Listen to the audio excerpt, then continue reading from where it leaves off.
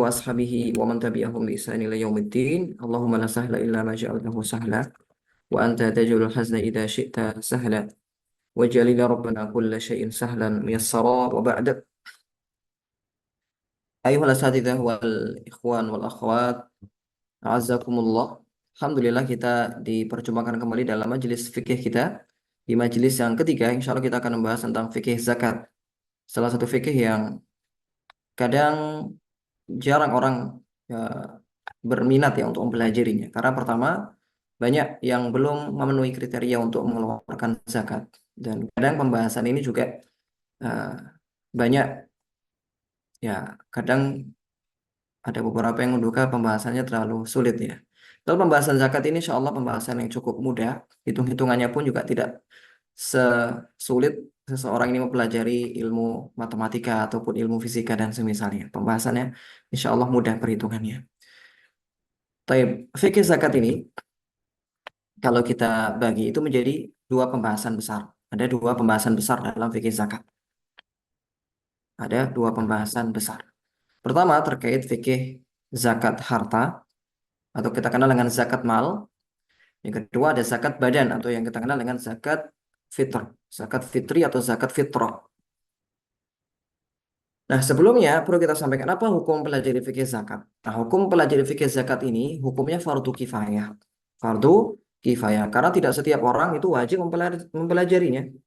Namun bagi seseorang yang sudah memiliki harta yang mencapai nisab, harta yang banyak, nanti akan kita jelaskan apa saja harta-harta yang wajib dizakati, maka dia wajib untuk mempelajari zakat atau wajib bertanya kepada ustadz atau seorang mufti tentang kadar zakat, berapa yang dikeluarkan, apa saja syarat-syaratnya. Ya, dia harus mempelajarinya atau harus menanyakannya.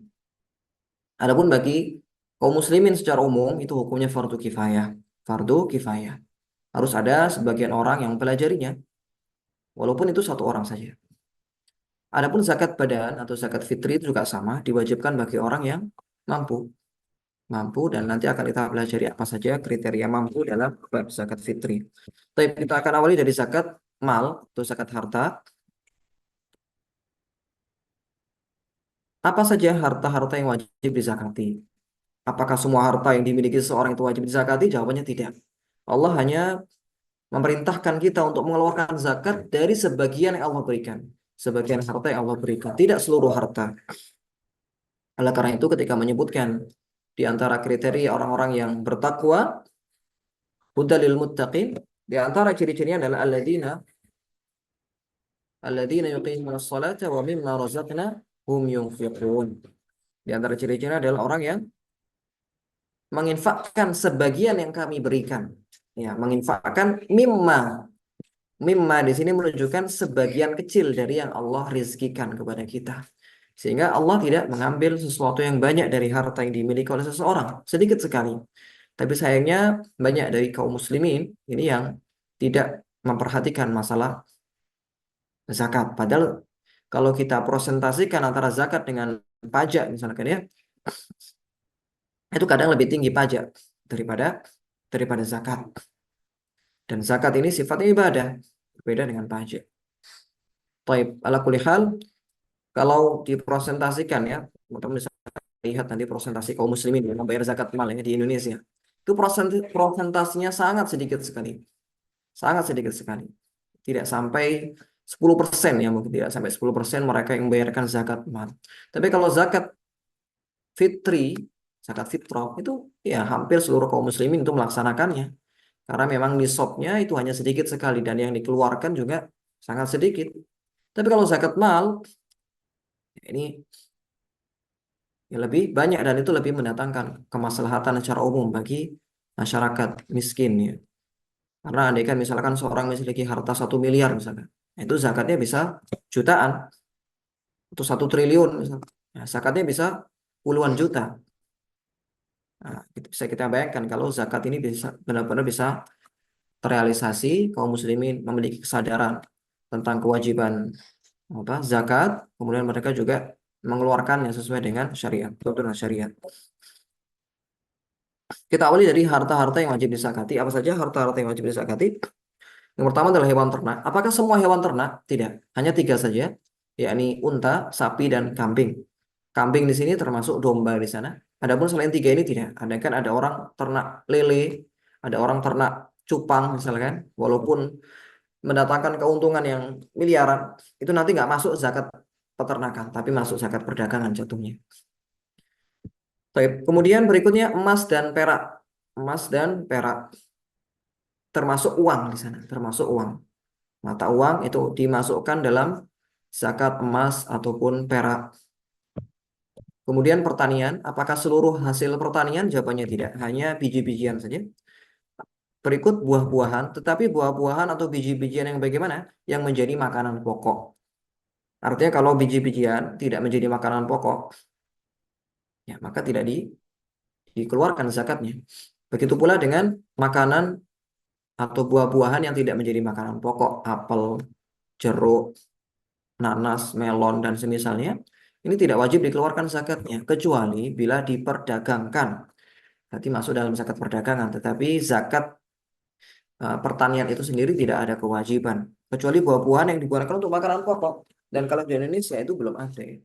Belum ada orang itu makan buah-buahan sebagaimana makanan pokok. Tapi kalau di Arab, ini ada kismis dan ada kurma sebagai makanan pokok. Kismis dan kurma. Kismis itu dari anggur yang dikeringkan, kemudian kurma yang buah yang kita kenal. Itu yang wajib dikeluarkan zakatnya. Selain dua buah itu tidak wajib, tidak wajib. Kemudian berikutnya barang dagangan.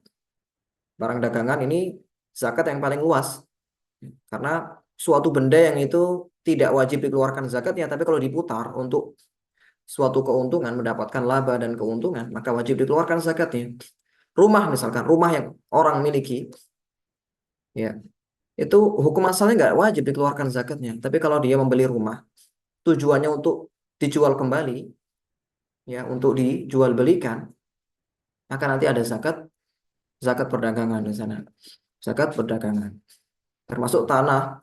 Tanah kalau dia itu makelar tanah, jual beli tanah kemana-mana, jual beli tanah untuk diputar untuk mendapatkan keuntungan, maka berlaku zakat perdagangan nantinya. Walaupun tanah itu sendiri, kalau orang memiliki tanah, walaupun berhektar-hektar ya, orang memiliki tanah 10 hektar, bahkan mungkin 100 hektar, tapi nggak untuk diperjualbelikan, ya tidak untuk diperjualbelikan, ya maka tidak wajib dikeluarkan zakatnya, untuk disimpan saja misalkan sebagai aset, itu tidak wajib dikeluarkan zakatnya. Nanti ada perincian tersendiri.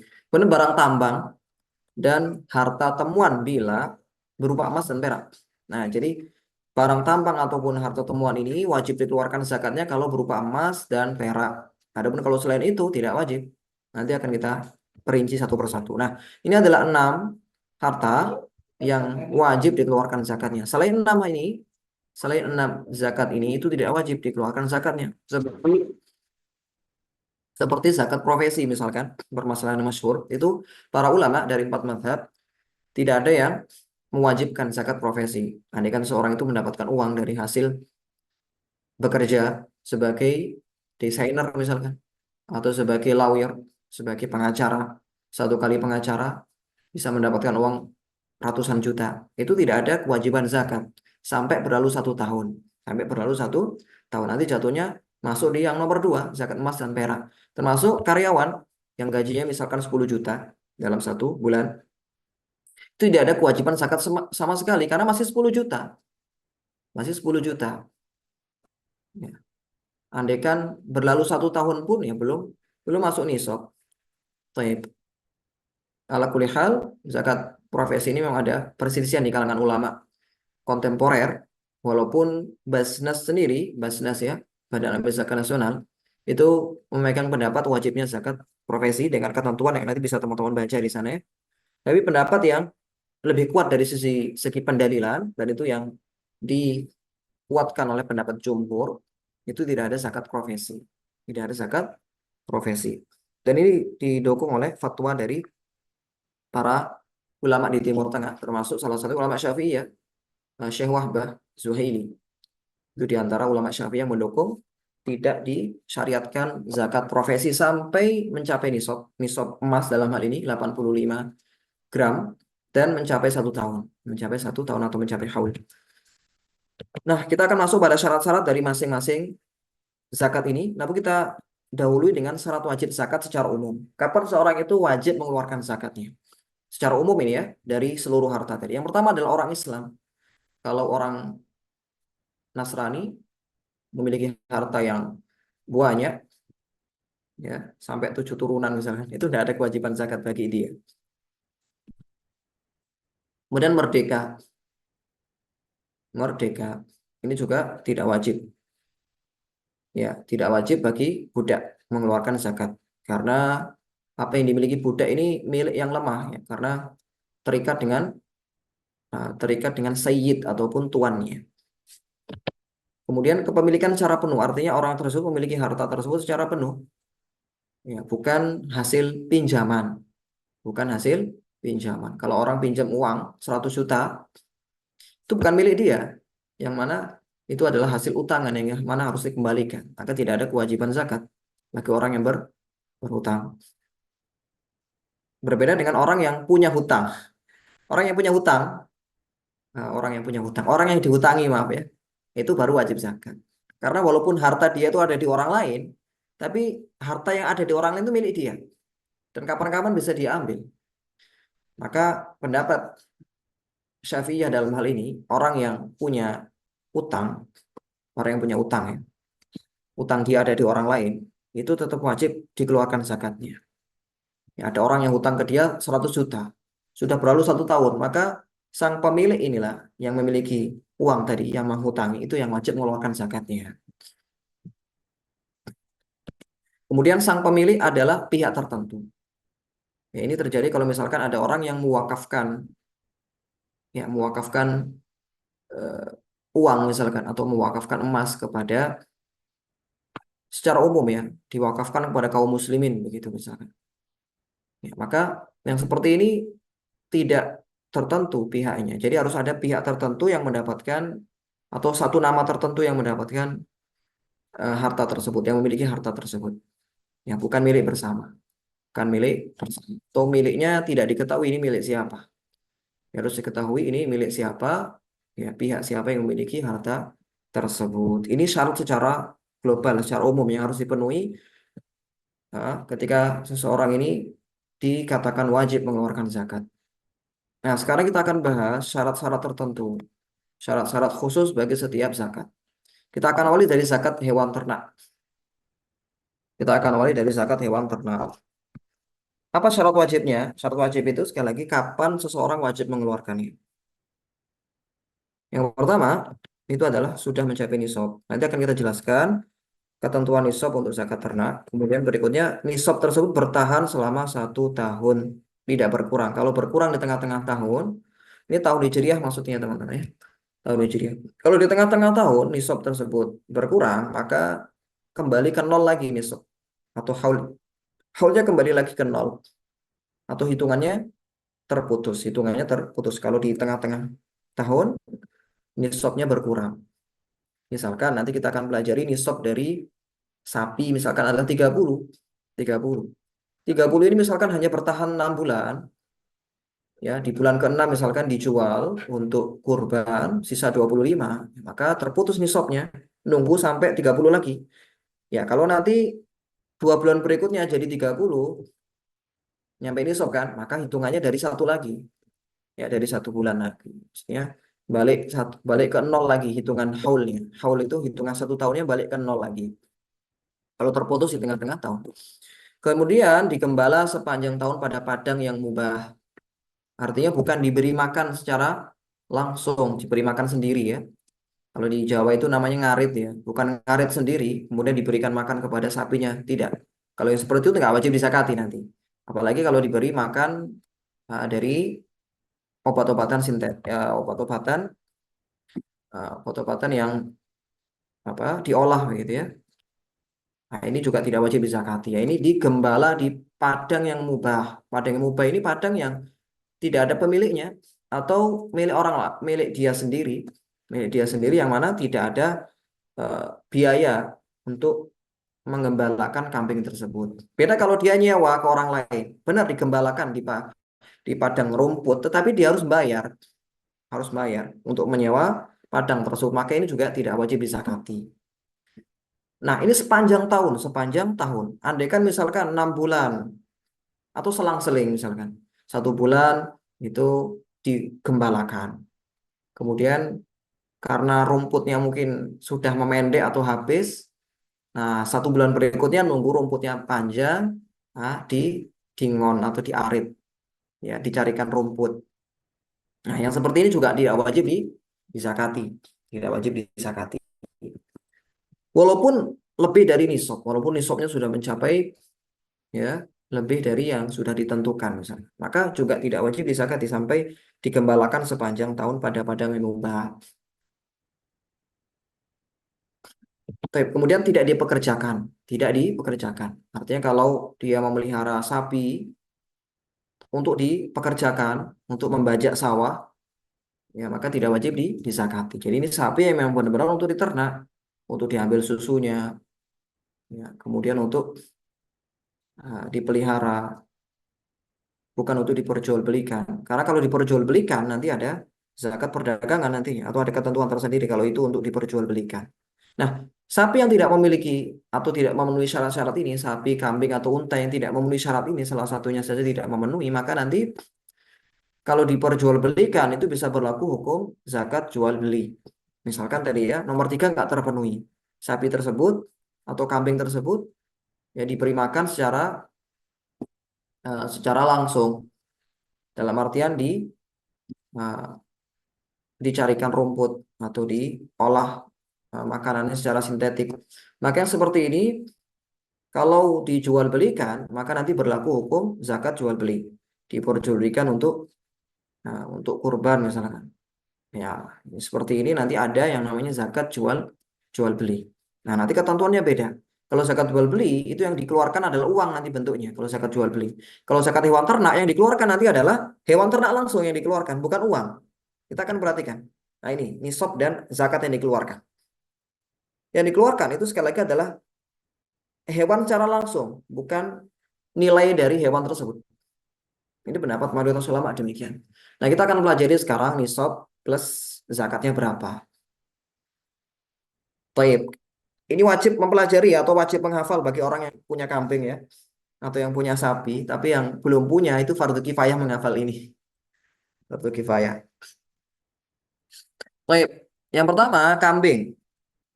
Ya, kita akan awali dari kambing dulu. Afwan, dari unta dulu ya. Unta, kalau dia punya 5 unta, wah itu sudah mahal itu ya, 5 unta itu udah berapa ratus juta itu kalau dijual. Bisa 1 M mungkin ya, atau lebih. Kalau dia punya lima apa? 5 unta, zakatnya adalah 1 kambing. 1 kambing.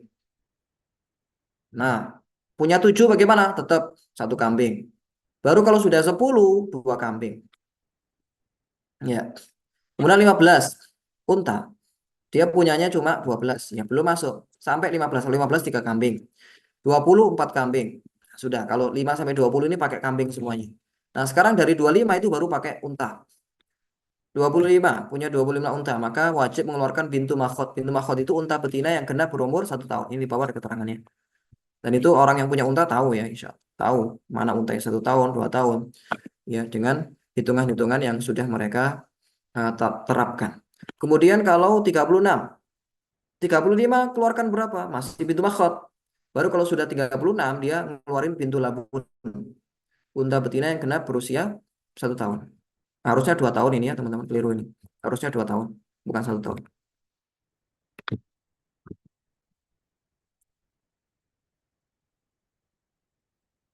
Ya, karena kalau 1 tahun tadi yang pintu makhot. 1 tahun itu yang pintu makhot. Kemudian hikoh, hikoh ini unta betina yang berumur 3 tahun. Ini kalau sudah mencapai 46. Ya, sudah mencapai 46. Kemudian nanti ketika mencapai 61 mengeluarkan jaza'ah. Ya, ini unta betina yang berumur 4 tahun. Semuanya unta betina. Semuanya unta betina. 76. Nah, 76 ini 2 pintu labun. 2 pintu labun. Tadi yang pintu labun itu apa? Unta betina yang genap berusia 2 tahun atau lebih. Kemudian 91 nyampe 91 2 hektoh. 121 3 pintu labun. 3 pintu labun. Kemudian 130 2 pintu labun plus hektoh. Nah, tadi sudah kita jelaskan ya apa itu bintu labun, apa itu hekko. Lalu setiap kelipatan 40 itu nanti bintu labun, setiap kelipatan 50 maka hekko. Misalkan 150. 150 ini kan berapa? Kelipatan 50. Ada 350 di sana. 50 kali 3. Maka nanti dia mengeluarkan 3 hekko ya. 160 itu kelipatan dari 40. Maka dia mengeluarkan berapa? 4 hekko. 4 hekko. Afwan, 4 pintu labun, 4 pintu labun. Ya, karena 160 dibagi 4, dibagi 40 ada 4 ya, ada 4. 200. Nah, 200 ini kan bisa dibagi 4 bisa dibagi 5 ya. Kelipatan 40, kelipatan 50 berarti dia boleh milih. Kalau orang punya 200 unta, berarti dia bisa mengeluarkan 4 hekko ya karena kelipatan 50 atau mengeluarkan 5 pintu labun karena kelipatan dari 40. Nah, nanti silakan dihitung seterusnya. Baik, sekarang sapi. Nah, ini kalau orang Indonesia ini memungkinkan punya sapi ya. Kalau yang pertama tadi ini bagi orang Arab ya. Karena di Indonesia ini kalau orang punya unta biasanya itu unta yang untuk dipajang ya. Bukan untuk diternak. Ya diternak tapi tidak mungkin bisa sampai punya lebih dari 10 ya mungkin. Tapi berikutnya 30 ini adalah nisab minimal untuk sapi. Sebagaimana tadi saya singgung. Apa yang dikeluarkan ketika punya 30 sapi? Yang dikeluarkan adalah tabi atau tabiah.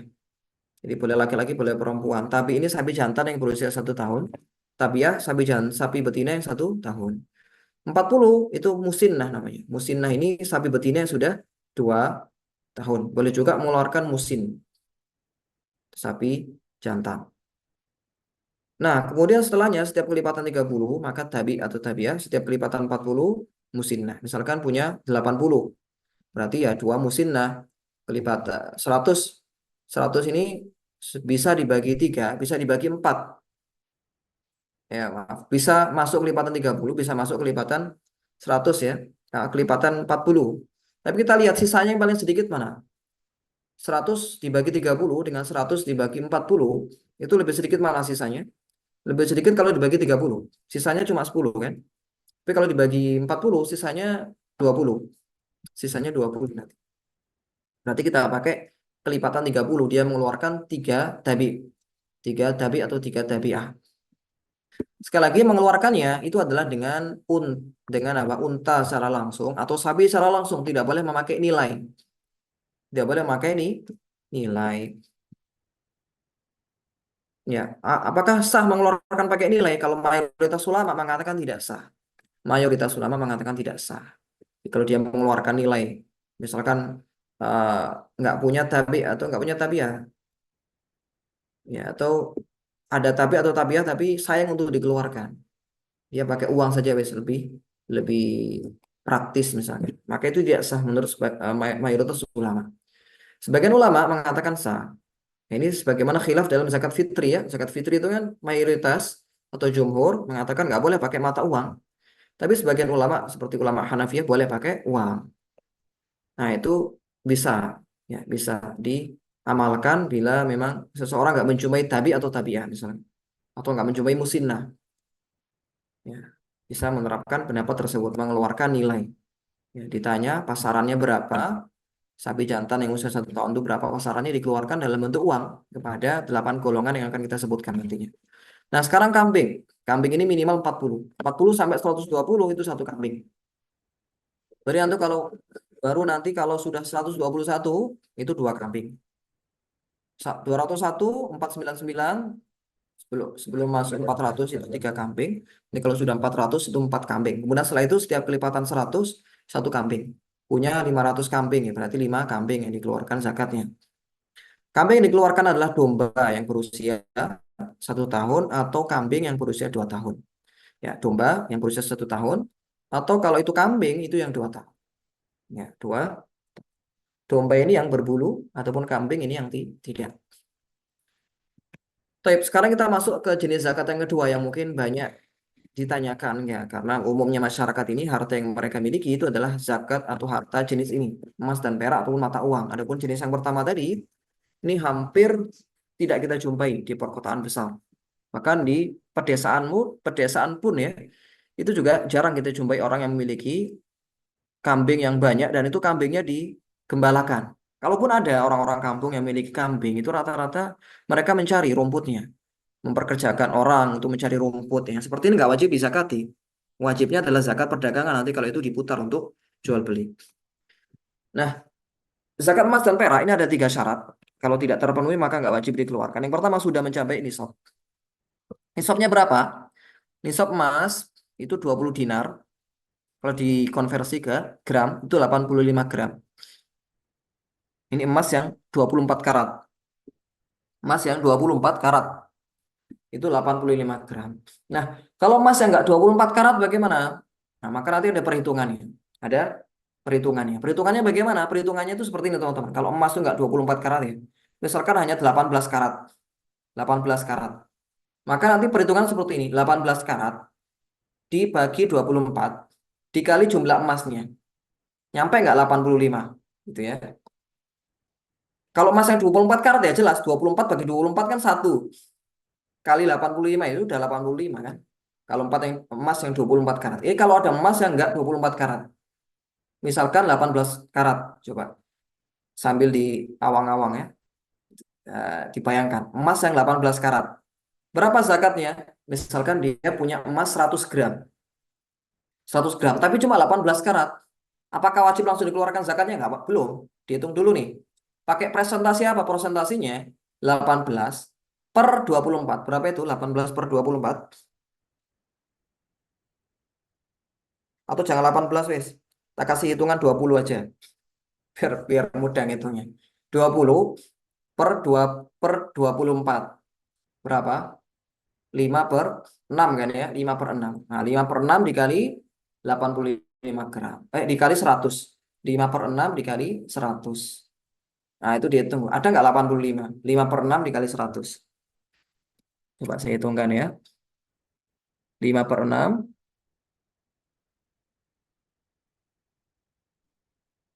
dikali 100.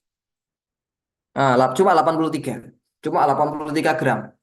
Jadi kalau dia punya 100 gram tapi 20 karat, maka belum wajib. Karena kalau kita hitung di kalkulator cuma 83 gram. Jadi belum wajib. Kalau 200 gram, nah sudah wajib tuh berarti. Atau 150 gram, cuma 20 karat. Maka sudah diwajibkan. Saya jadi pakai presentasi dulu kalau dia nggak sampai 24 karat. Kemudian perak, kalau perak itu 200 dirham. Kalau dikonversi 595 gram. Itu juga sama. Perak yang murni. Perak yang murni.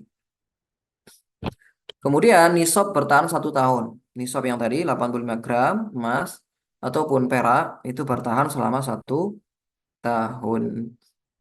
Ya, kalau tidak bertahan selama 1 tahun, berkurang di tengah-tengah haul, maka tidak wajib atau nisabnya terputus, haulnya terputus. Yang terakhir bukan termasuk perhiasan mubah. Mengapa demikian? Karena perhiasan mubah ini pendapat mayoritas ulama mengatakan tidak wajib dikeluarkan zakatnya. Kalau seorang wanita punya perhiasan yang itu untuk dipakai memang, untuk dipakai atau untuk dipinjam, untuk disewakan, untuk pernikahan. Misalkan dia punya emas 85 gram. Tapi itu untuk dipakai memang, untuk dipakai. Maka hukumnya tidak wajib dikeluarkan zakatnya. Ya, tidak wajib dikeluarkan zakatnya. Yang wajib dikeluarkan zakatnya itu apa? Kalau dia punya emas, punya perak, untuk disimpan memang, untuk investasi.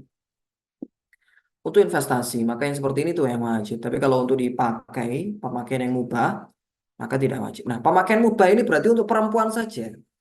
Kalau laki-laki berarti hanya terbatas pada ya cincin ya, cincin perak. Adapun selain itu kan nggak boleh memakai perhiasan bagi laki-laki. Jadi kalau laki-laki punya perhiasan emas misalkan, tujuannya untuk dipakai, ya itu nggak boleh, haram ya. Berarti bukan termasuk perhiasan mubah, masuk perhiasan yang haram karena laki-laki haram pakai emas.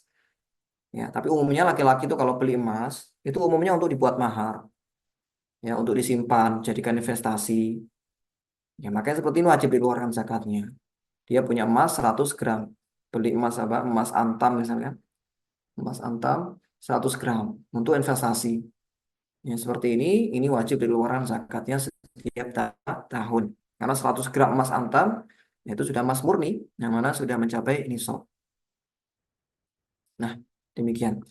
Di antara syarat juga termasuk perhiasan yang mubah itu adalah perhiasan tersebut tidak untuk eh, tidak untuk tadi disimpan ya, saya sudah kita jelaskan. Begitu pula tidak terlalu boros, tidak terlalu berlebih-lebihan, tidak terlalu berlebih-lebihan. Jadi kalau dia memiliki emas tapi sangat berlebihan sekali sampai 1 kilogram misalkan, sampai 1 kilogram emas atau lebih, punya 1 kilogram emas itu. Ini sudah masuk berlebih-lebihan.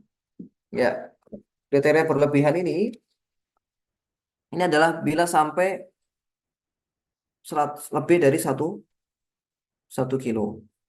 Punya emas sampai lebih dari 1 kilo. Baik, coba saya cek lagi. Berapa kriteria emas yang ya dikatakan berlebih-lebihan.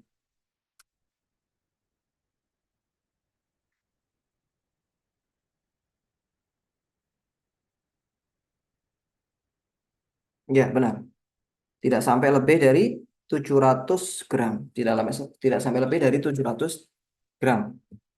Jadi kalau sudah lebih dari itu, ya tujuannya untuk dipakai benar, tapi lebih dari itu, lebih dari 700 gram. Tujuannya benar, tujuannya untuk dipakai, tapi lebih dari 700 gram. Maka wajib dikeluarkan zakatnya, karena termasuk berlebihan, termasuk boros. Apalagi kalau punya emas sampai 1 kilo misalnya. Punya gelang, punya kalung, tapi sampai 1 kilo. Bahkan seperti ini terlalu berlebihan sehingga wajib dikeluarkan zakatnya. Karena masuknya antara haram atau makruh nantinya, antara haram atau makruh. Sedangkan yang tidak wajib ini adalah harta emas yang sifatnya mubah, perhiasanmu mubah, yang mana untuk dipakai dan itu tidak berlebihan, untuk dipakai dan tidak terlalu berlebihan. Oke, sehingga saya ulangi sekali lagi, kalau perempuan punya emas untuk dipakai, untuk dipinjamkan, untuk disewakan, ini masuk dalam perhiasan mubah, tidak wajib dikeluarkan zakatnya, kecuali kalau itu untuk investasi, gelang, kalung, untuk investasi. Maka hukumnya menjadi wajib zakat bila memenuhi nisab dan bertahan 1 tahun. Nah, zakatnya berapa? Zakatnya adalah 2,5% dari seluruh harta.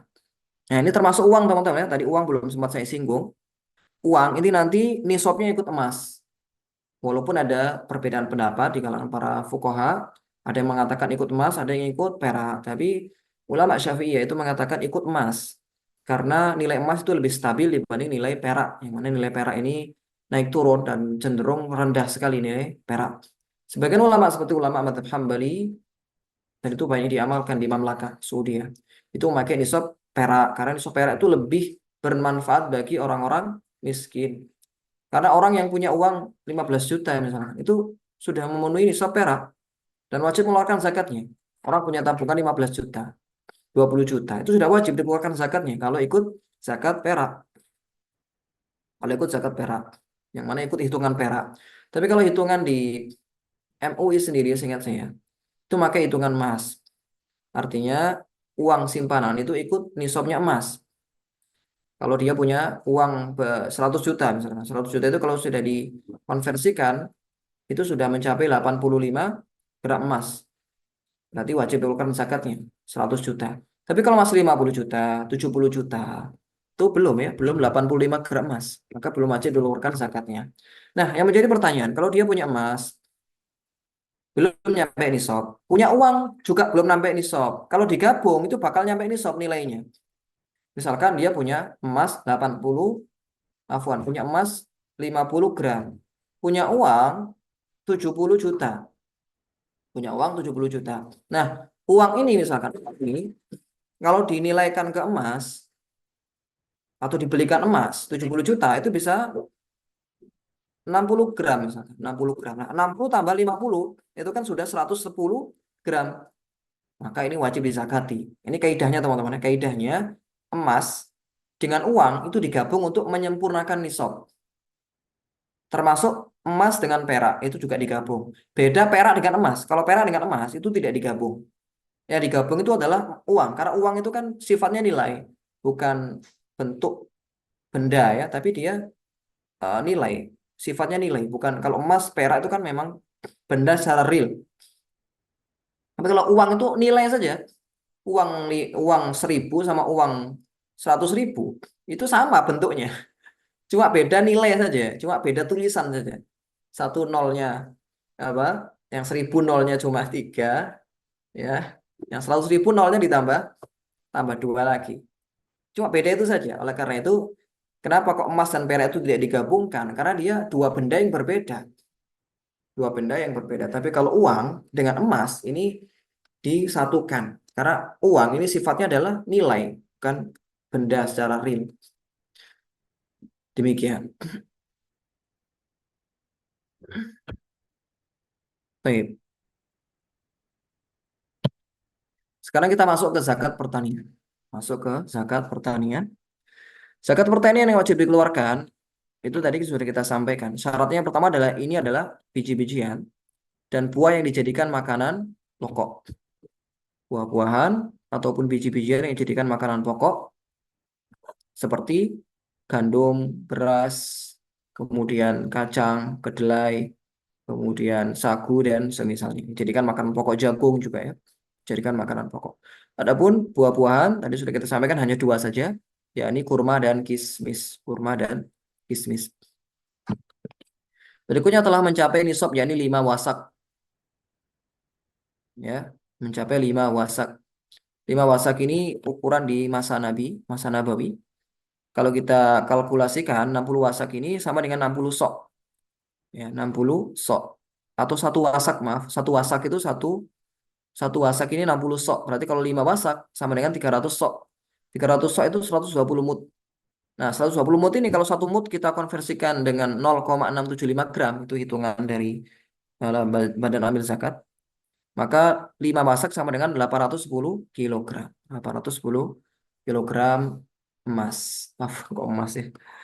810 kilogram dari apa? Zakat pertanian, dari hasil hasil tani.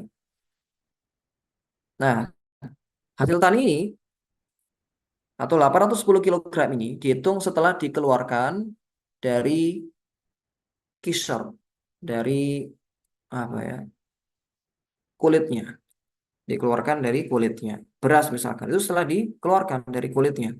Begitu pula dengan kacang-kacangan. Intinya tidak dimakan dengan kulitnya. Kacang itu kan nggak dimakan dengan kulitnya, termasuk beras. Itu kan nggak dimakan dengan padinya, maka harus dibersihkan dari padinya, termasuk dari tangkai-tangkainya. Kadang itu membuat berat. Dan dihitung dalam keadaan kering, bukan ketika basah. Kadang beberapa, seperti padi misalkan, dipanen ketika dipanen ketika musim yang masih cuaca hujan dan misalnya, kadang basah. Maka dihitungnya adalah ketika kering, bukan ketika basah. Karena ketika basah itu kadang beratnya semakin bertambah. 810 kilogram. Kalau kurang dari itu maka tidak wajib. Nah, di sini itu tidak disyaratkan haul, benar, tidak disyaratkan haul. Jadi dikeluarkan zakatnya adalah ketika panen, ketika panen. Nah, andai kan misalkan satu kali panen itu nggak nyampe nisab, maka dia boleh digabung dengan panen berikutnya. Dia boleh digabung dengan panen berikutnya. Misalkan panen pertama, ya, petani jagung, panen pertama hanya 500 kilogram, setengah ton, 5 kintal. Kemudian panen berikutnya 100, 500 lagi, 500 kilogram lagi. Nah, maka ini baru digabung, boleh digabung. Jadi ditunda sampai nanti 3 bulan berikutnya. Biasanya jagung itu kan tiap 3 bulan ya. Masuk padi juga, itu juga boleh digabung untuk menyempurnakan nisabnya.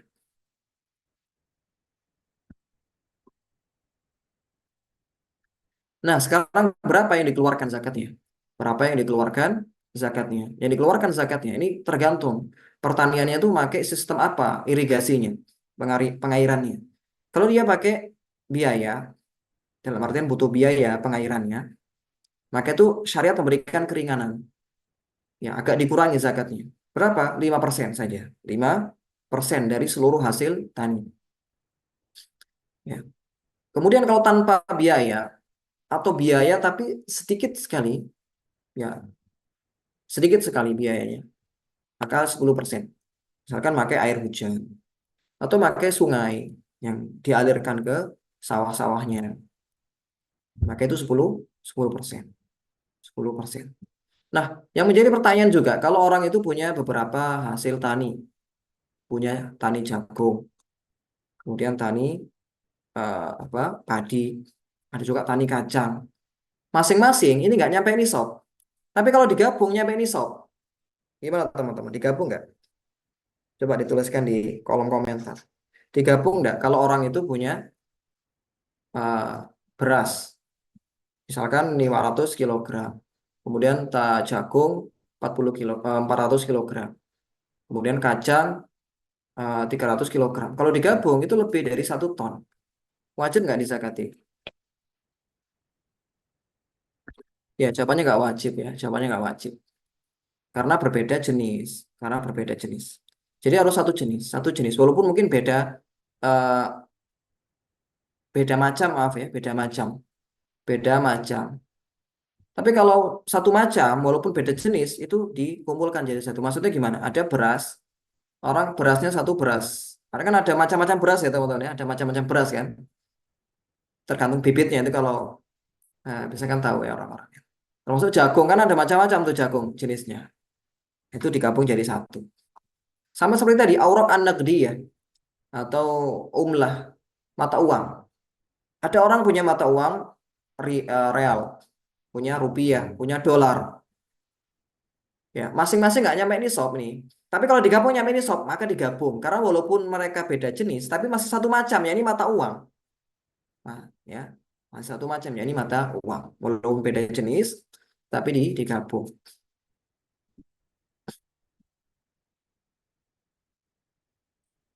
Baik, ada yang punya pertanyaan di sini? Saya orang-orang kampung ini ya. Ya, bagaimana kalau dia bertani kelapa misalnya? Ini kalau di Sumatera kan kebanyakan ternak taninya tani kelapa ya. Sawit ya, kelapa sawit biasanya. Apakah wajib dikeluarkan zakatnya? Jawabannya tidak. Karena kelapa sawit itu walaupun salah satu komoditi yang apa, dibutuhkan masyarakat banyak, ya, itu banyak digunakan untuk kebutuhan dapur, tapi bukan untuk makanan pokok. Jadi nggak wajib dikeluarkan zakatnya. Sehingga ini ya bentuk di antara rahmat Allah. Artinya Allah itu tidak mengambil harta yang banyak dari kita, hanya sedikit saja. Mimma, sebagian kecil dari harta yang Allah berikan kepada kita. Taib. Kecuali kalau diperdagangkan. Sekali lagi kalau diperdagangkan, apapun itu bisa jadi wajib zakat. Nah, sekarang kita masuk di zakat perdagangan. Zakat perdagangan. Nah, apa syarat wajibnya? Kapan seorang itu wajib mengeluarkan zakat perdagangan? Pertama, syaratnya adalah berupa benda, bukan nilai. Yang dia jual belikan itu berupa benda, ya bukan nilai.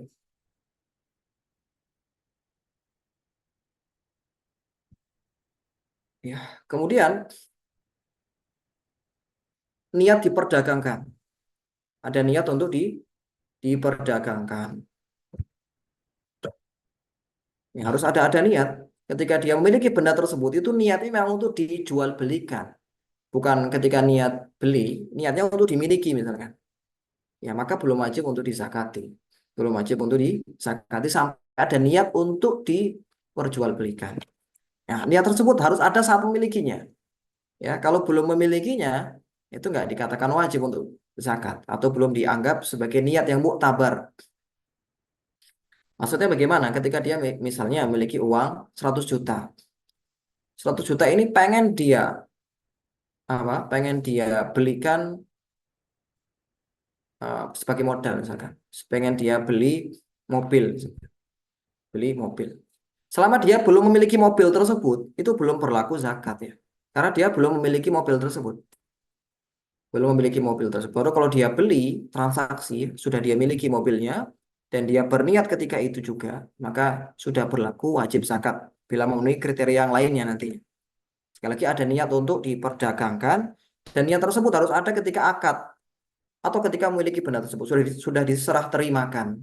Nah, beda kalau dia beli mobil tadi, tujuannya nggak untuk diperjualbelikan, tidak untuk diperdagangkan. Beli mobil memang untuk dipakai, untuk pemakaian yang mubah, untuk beli rumah untuk pemakaian yang mubah. sekedar ditempati kalau dia singgah di tempat tersebut. Ya, walaupun mungkin dia punya 5 rumah yang mungkin kalau di total bisa 10 miliar misalkan. Ya, selama rumah tersebut bukan untuk diperjualbelikan, untuk sebagai ya investasi misalkan, atau untuk ya disinggahi ketika tiba di wilayah tersebut, maka tidak wajib dikeluarkan zakatnya. Allah taala. Kemudian berikutnya, ya, lihat keempat ya, barang tersebut didapat dengan jual beli ya. Barang yang akan dia jual belikan itu didapat dengan jual beli, dia beli untuk dijual kembali, bukan hasil warisan, bukan hasil warisan. Jadi dia dapat rumah misalkan. Dia dapat rumah. Rumah tersebut kemudian dijual. Apakah dia wajib mengeluarkan zakat dari dia menjual tanah tersebut? Jawabannya tidak. Karena ketika memiliki tanah, tanah tersebut bukan untuk diperjualbelikan. Dia memiliki tanah tersebut hasil warisan. Ya, jadi kalau ada yang mengatakan, oh kalau jual tanah warisan wajib mengeluarkan zakatnya, maka ini kurang tepat. Kenapa? Karena dia dapat tanah tersebut bukan untuk dijualbelikan awalnya. Dia dapat tanah tersebut dari hasil warisan atau ketika dapat hibah dari orang tuanya. Biasanya kalau sebelum warisan atau sebelum orang tua meninggal itu kan kalau di Jawa terutama itu ada yang namanya hibah. Ya dikasih ke anak-anaknya mungkin ya belum punya pekerjaan dikasih tanah sekian. Dikasih tanah 1 hektar misalnya. Nah kalau si anak tadi menjual tanah tersebut maka tidak wajib dikeluarkan zakatnya. Mengapa? Karena tanah tersebut didapat bukan karena jual beli tapi hasil hibah. Hasil hibah termasuk tadi hasil warisan ya. Itu tidak wajib dikeluarkan zakatnya.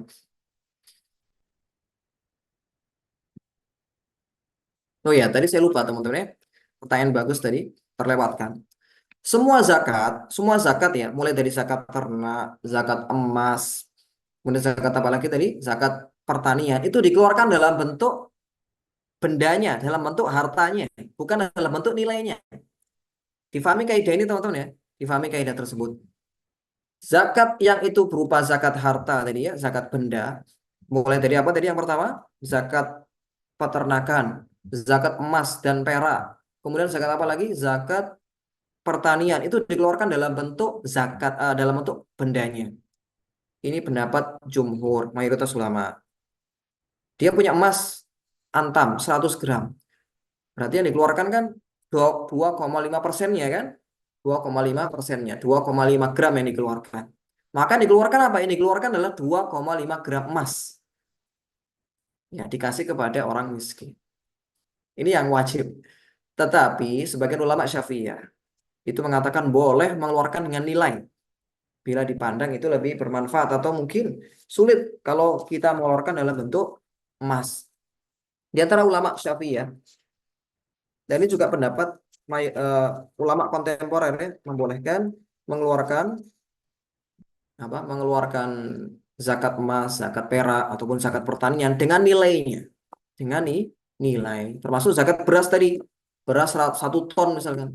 Kalau ingin ikut pendapat mayoritas ulama dan itu yang lebih hati-hati, ya dia keluarkan 10% atau 5% dari 100 dari 1000 kilogram.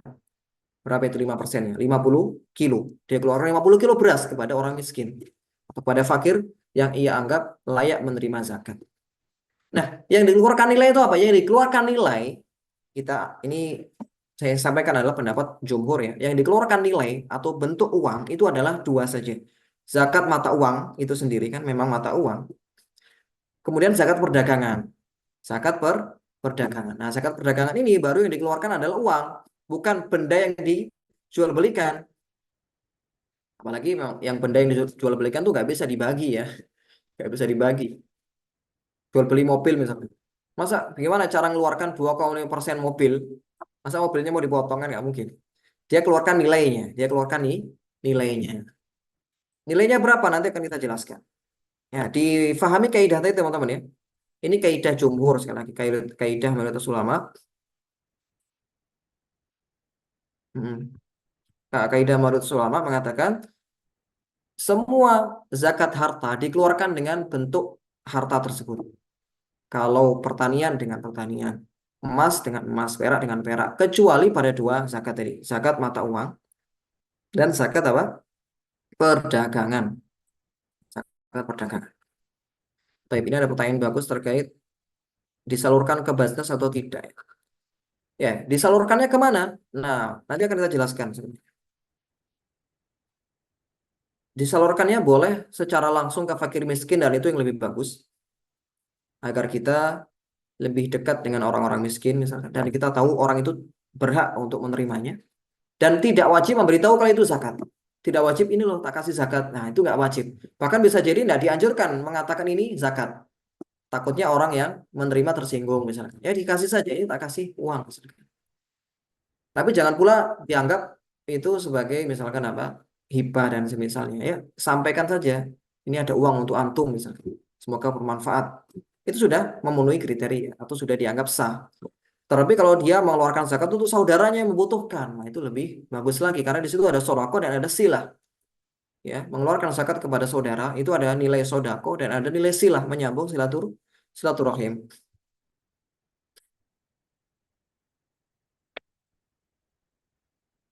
Kalau misalnya rumahnya dijual karena dia mau pindah, nggak kena zakat ya. Dia punya rumah tadi gimana?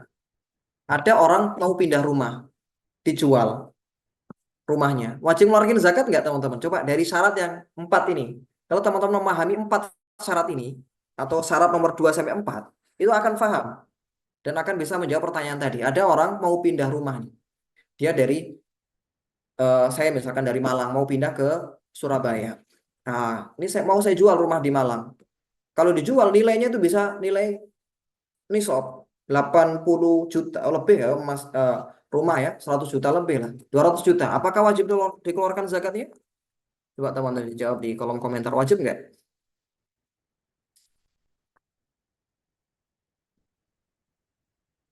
Iya tidak karena tidak diperdagangkan ketika kita memiliki rumah tersebut rumahnya untuk apa?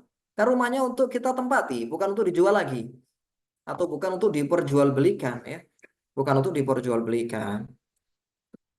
Andai kan ada niat niat niat tersebut ada di tengah-tengah, maka nggak berpengaruh juga. Niat itu harus ada ketika kita beli rumah tersebut. Kita beli rumah nih, rumah tersebut memang untuk diperjualbelikan, ya untuk diperjualbelikan.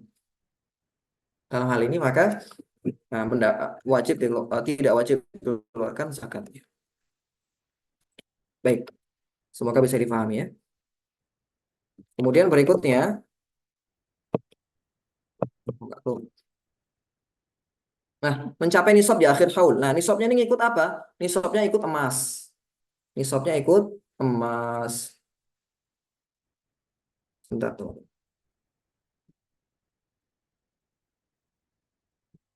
Nisabnya ikut emas. Artinya 85 gram. 85 gram. Kemudian mencapai haul. Mencapai 1 tahun. Nah, apakah disyaratkan harus bertahan 1 tahun nisabnya? Tidak. Yang penting adalah pada akhir haul. Andaikan misalkan ketika awal jual beli, modalnya itu nggak sampai nisab. Misalkan modal awal dia beli hanya 50 juta. Nilai dari benda yang diperjualbelikan tersebut hanya 50 juta misalkan. Maka itu nggak ngaruh nanti, nggak ngaruh. Yang penting nanti di akhir haul itu nyampe nisab, ya ini apa? 85 gram emas. Dihitung nilainya berapa itu? Kalau 1 gram itu 100 juta enggak ya? 1 juta rupiah kita anggap 1 juta kita bulatkan. Maka kalau 85 kan 85 juta. Maka dihitung dulu 85 juta. Yang dihitung apanya? Yang dihitung satu adalah nilai benda itu, nilai benda di hari tersebut, ya, bukan di awal beli ya, di hari tersebut berapa nilai bendanya. Kemudian laba, laba juga dihitung laba plus piutang, plus piutang. Kalau ada orang utang itu dihitung ya. Kalau ada orang utang kemudian belum dibayar karena apa nyicil misalkan, ya hutang itu dihitung juga itu hutangnya. Karena hutang itu termasuk harta juga, harta yang belum kita miliki, tapi masuk hitungan nantinya. Beda kalau kita punya hutang. Kalau kita punya hutang, baru itu di minus, minus ya, diminuskan. Artinya dikurangi dari hutang kita. Tapi kalau hutang kita, hutang orang lain pada kita itu masuk dalam plus, masuk dalam hitungan zakat nantinya. Baik.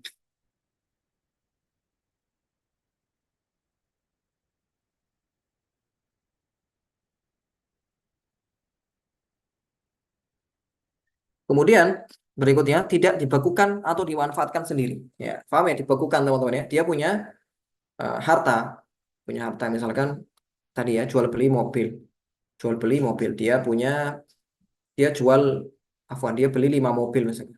Punya 5 mobil.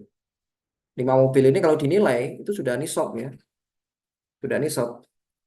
Misalkan 500 juta ya, satu mobil 100 juta. Kemudian 5 mobil ini itu di tengah-tengah haul itu ada kok nggak payu-payu ya, kok nggak laku-laku gitu ya. Akhirnya apa wis mobilnya dibuat sendiri aja, buat pribadi, satu kasih anaknya, dikasih pembantunya, nggak pembantu dikasih ke salah satu ustadz ya. Ustadz ini buat antum aja. Nah ini kan dimanfaatkan sendiri gitu ya, atau dikasih orang lain. Maka seperti ini nggak wajib zakat.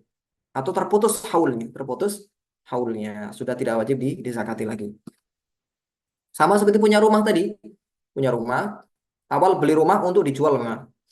Dia beli rumah, tujuannya memang nanti untuk dibisniskan rumah tersebut. Seperti para pemilik perumahan, itu kan dia bangun rumah untuk dijual kembali, atau dia beli rumah untuk dijual kembali. Maka yang seperti ini, kalau di tengah-tengah, tiba-tiba dia ada keinginan untuk dipakai saja rumah tersebut, ya maka terputus zakatnya, tidak wajib disakati. Nah, kemudian zakatnya berapa? 2,5% dari seluruh harta. Tadi sudah kita jelaskan ya, seluruh harta di sini adalah pertama nilai dari zakat tersebut, dari benda yang disakati, jual beli apa. Kemudian plus laba keuntungan di akhir haul, plus piutang, piutang. Ataupun hutang itu diminuskan malah, ya, diminuskan. Maksudnya dikurangi hutangnya, dikurangi hutangnya. Toyib. Nah, kalau bisnis selain jual beli, misalkan sewa menyewa, apakah masuk dalam hal ini? Misalkan ada orang punya rumah kontrakan, punya rumah kontrakan. Rumah kontrakannya nggak dijual belikan, tapi untuk disewakan. Seperti orang-orang di Jakarta ini kan, biasanya mereka bangun beberapa unit rumah untuk disewakan, dan itu keuntungannya Masya Allah. Keuntungannya Masya Allah itu.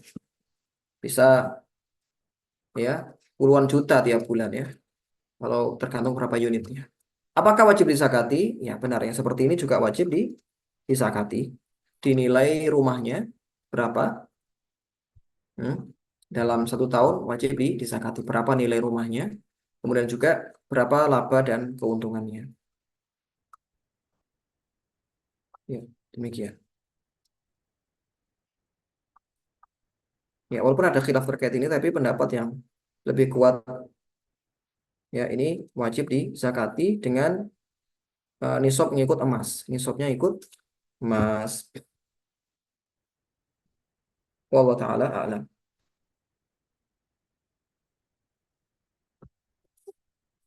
Baik.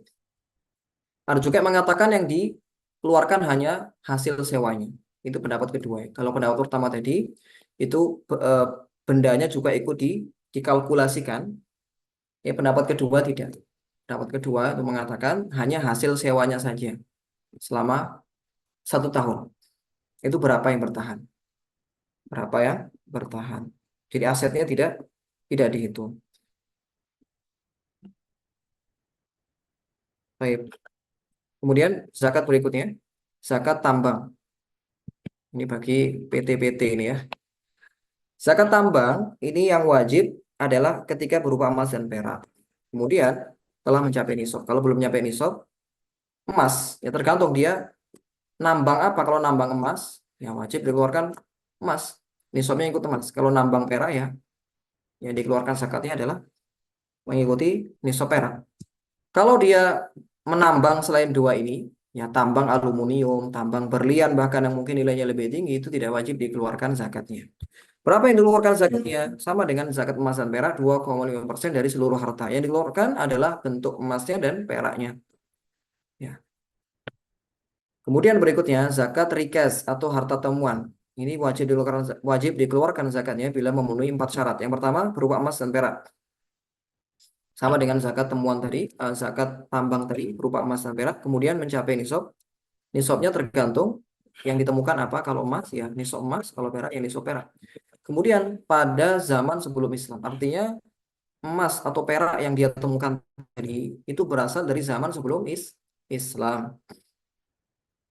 Zaman sebelum Islam zaman sebelum Islam, artinya zaman jahiliyah, zaman sebelum datangnya Islam. Yang ditandai dengan tahun, mungkin ada keterangan tahun atau ada keterangan raja. Kemudian diteliti ternyata ini raja dari zaman sebelum adanya Islam yang dibawa oleh Nabi SAW. Maka ini masuk dalam harta rikas. Tapi kalau diketahui harta tersebut datang setelah Islam, misalkan harta tersebut dari zaman eh, Bani Abbasiyah atau dari zaman kolonial Belanda. Kolonial Belanda itu kan tentunya sudah masuk Islam ya atau sudah ada Islam di eh, atau sudah turun Islam setelah zaman kenabian begitu. Maka yang seperti ini nanti tidak dihukumi rikas, tidak dihukumi rikas. Beda kalau di Indonesia, kita bicara di Indonesia. Kalau di Arab kan mungkin di sana ada raja-raja Persia atau raja-raja Romawi dan semisalnya. Kalau di kita itu bisa dilihat dari mungkin ini dari kerajaan apa ya, kerajaan Sriwijaya, Majapahit dan semisalnya. Nanti diteliti itu pada tahun berapa. Kalau hijriahnya itu hijriahnya berapa? Kira-kira ini sama tidak dengan datangnya Islam. Nah, ini kalau diketahui alamatnya. Karena kalau nggak diketahui alamatnya, nggak ada tanda-tanda sama sekali. Ya, nemu harta dalam peti misalkan. Hartanya banyak, tapi nggak diketahui ini dari zaman mana. Maka dikembalikan kepada hukum lukotoh. Kepada hukum lukotoh. Atau harta temuan lukotoh, ya, harta pungutan. Sama seperti tadi, kalau harta tersebut diketahui dari zaman setelah datangnya Islam, seperti dari kolonial Belanda. Dari apa? Zaman kolonial Belanda, atau dari zaman penjajahan Jepang. Dia nemu harta atau dari tahun 90-an yang ditandai dengan mungkin ada keterangan tahun di situ. Maka jatuhnya adalah benda temuan, barang temuan. Yang mana kalau barang temuan itu nanti tidak boleh dia miliki sendiri. Tidak boleh, itu masih terikat dengan milik orang lain. Bagaimana solusinya ya? Kembalikan kepada cara memiliki benda lukoto atau cara fikih lukoto yang mana diumumkan terlebih dahulu,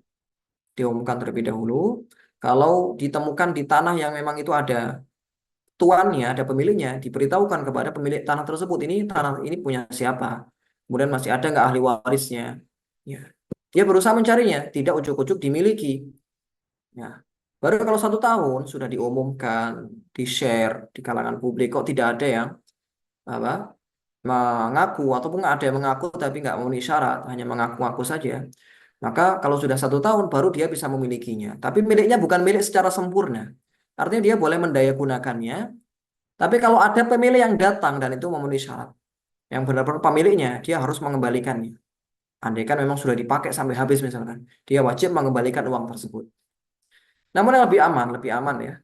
Kalau sudah 1 tahun dan memang diduga tidak ada yang memilikinya sama sekali atau ada yang memilikinya tapi sudah meninggal semuanya, termasuk ahli warisnya sudah meninggal, ditelusuri sudah tidak ada, maka lebih bagus dia mensodakohkan.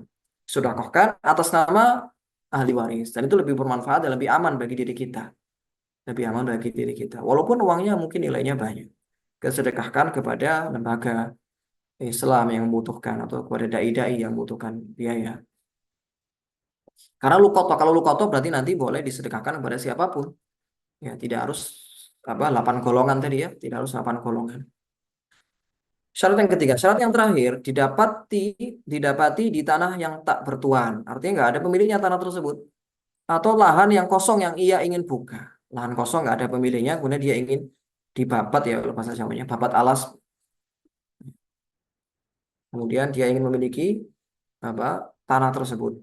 Kalau sekarang wallah alam ya, ada nggak tanah nggak bertuan tuh? Mungkin itu tanah-tanah yang ada di hutan. Itu pun juga sudah milik pemerintah biasanya, ya. Sudah milik pemerintah. Kalau zaman dulu itu kita kenal ada yang namanya babat alas. Di Jawa, dimanapun ya. Mbah-mbah kita, buyut-buyut kita dahulu, itu kadang mereka punya tanah yang luas, itu karena mereka buka tanah ya. Tanah kemudian dibuka, bisa punya berhektar-hektar. Itu karena mereka dulu ada tanah yang nggak berpenghuni, kemudian apa alas-alas di situ, hutan-hutan dibabat dijadikan tanah sendiri. Nah, kalau dia menemukan di tanah tersebut itu dihukumi sebagai rikas tadi, yang wajib dikeluarkan zakatnya. Tapi kalau itu tanah yang punya orang, maka nanti lukotoh jatuhnya. Jatuhnya lukotoh. Kalau itu tanah punya orang, wajib dikembalikan kepada si pemilik tanah. Nah, terakhir zakat yang dikeluarkan berapa? 20%. Ini paling banyak ya. 20%. Ya, atau humus. Humus ya 20% dari seluruh harta. Dari seluruh harta yang dia temukan. Kapan dikeluarkannya? Apakah nunggu apa? Apakah nunggu haul? Jawabannya tidak. Sama seperti zakat tadi, zakat tambang yang lupa saya sampaikan. Tadi zakat tambang juga nggak harus nunggu 1 tahun. Begitulah dengan zakat rikas, nggak harus nunggu 1 tahun. Jadi yang nunggu harus nunggu 1 tahun atau yang ada haulnya itu adalah satu zakat peternakan, zakat peternakan. Kemudian zakat emas dan perak. Satu lagi zakat perdagangan. Tiga ini. Selain itu nggak nunggu 1 tahun. Zakat per pertanian tadi ya ketika masa panen, zakat rikas, kemudian zakat tambang itu tidak harus menunggu 1 tahun, langsung dikeluarkan ketika itu juga, wajib dikeluarkan ketika itu juga, tidak boleh ditunda, tidak boleh ditunda. Nah, kita masuk di pembahasan zakatul fitri. Tadi ada pertanyaan terkait apakah harus ada ijab kabul saat penerimaan zakat? Jamaah tidak ada, tidak harus ada ijab kabul. Bahkan kita boleh langsung mengatakan boleh langsung transfer misalkan. Ada uang ya, langsung kita transfer ke orang yang butuhkan. Kita nggak bilang apa-apa, langsung kita transfer. Itu sudah sah zakatnya. Sudah sah. Ya, bolehkah zakat kepada keluarga sendiri yang masih miskin? Boleh nggak? Nah, ada ke keterangan lanjutan atau ada perincian. Kalau keluarga ini wajib kita nafkahi, seperti ibu kita, atau anak kita, atau istri kita, itu nggak boleh kita mengeluarkan zakat kepada mereka. Ya, karena kewajiban kita itu adalah nafkah, bukan zakat. Kewajiban kita kepada orang tua yang miskin, atau kepada anak yang miskin, maka kewajiban kita adalah kita memberikan apa? Nafkah kepada dia bukan zakat. Tapi kalau keluarga yang memang itu tidak wajib kita nafkahi, keluarga jauh ya, itu boleh mengeluarkan zakat kepada keluarga. Seperti seperti apa? Paman, keponakan, atau anak dari paman yang tidak wajib kita menafkahi dia. Kan nggak wajib kita menafkahi anaknya paman, sepupu ya. Nggak apa-apa kita mengeluarkan zakat kepada mereka. Apalagi kalau itu keluarga jauh yang mana memang tidak ada kewajiban menafkahi sama sekali. Jadi kaidahnya tidak boleh mengeluarkan zakat kepada orang yang wajib dinafkahi, itu kaidahnya. Kalau teman-teman megang kaidah itu, nanti bisa menjawab semua pertanyaan terkait siapa yang wajib dizakat, siapa yang boleh dikeluarkan zakatnya. Setiap orang yang wajib untuk kita nafkahi itu kita nggak boleh mengeluarkan zakat kepadanya. Dari sini kita bisa menjawab kalau istri mengeluarkan zakat ke suaminya. Coba dari kaidah tadi teman-teman. Boleh nggak istri kaya mengeluarkan zakat ke suaminya? Boleh, benar. Kenapa? Karena istri nggak wajib menafkahi suami. Istri nggak wajib menafkahi suaminya. Berarti boleh. Ya, kasusnya bagaimana? Kasusnya kalau istrinya pengusaha, gitu. Pengusaha kaya raya. Kemudian suaminya miskin. Dengan syarat suaminya miskin loh ya. Suaminya miskin. Ya, kemudian istrinya pengusaha kosmetik kaya raya ya. Suaminya ya mungkin guru ngaji ya. Gajinya hanya 500.000 misalkan tiap bulan. Ya boleh istri yang mengeluarkan zakat ke apa? Ke suaminya. Dan itu disebutkan oleh para fuqaha terkait permasalahan itu. Bolehnya kenapa? Bolehnya karena memang istri nggak wajib menafkahi suami. Nah, keterangan lebih lanjut teman-teman nanti dibahas di bab nafkah ya. Bab zakat bukan tempat yang membahas perkara nafkah ya. Nafkah itu nanti dibahas di bab pernikahan. Nanti ada bab khusus namanya babun nafkah. Bab tentang apa? Nafkah. Siapa saja yang wajib menafkahi, apa saja sebab-sebab wajib menafkahi. Itu nanti ada keterangannya. Nah, sekarang kita akan masuk pada zakatul fitri. Zakatul fitri. Pembahasan terkait zakat harta ini ya, zakat harta. Baik, kita percepat ya. Apa saja syarat wajib zakat fitri? Yang pertama Islam. Kalau non-Muslim, dia nggak wajib tentunya. Nah, seorang suami, misalkan, punya istri yang non muslim ya, tidak wajib, tidak wajib. Baik, pertanyaan nanti kita akhirkan saja ya. Pertanyaannya lumayan banyak ini. Kemudian merdeka, kalau budak ya nggak wajib. Kemudian mendapati sebagian Ramadan dan sebagian Syawal. Artinya kalau ada anak bayi lahir 1 Syawal, maka anak bayi ini nggak wajib dikeluarkan zakatnya. Atau ada orang meninggal di 30 Ramadan, belum masuk 1 Syawal, belum wajib. Kenapa? Karena dia nggak mendapati Ramadan, nggak mendapati Syawal.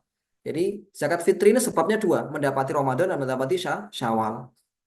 Anak bayi yang lahir di 1 Syawal nggak wajib dikeluarkan zakatnya. Kecuali kalau dia lahir sebelum maghrib, lahir itu sebelum maghrib jam 4 sore, 30 Ramadan.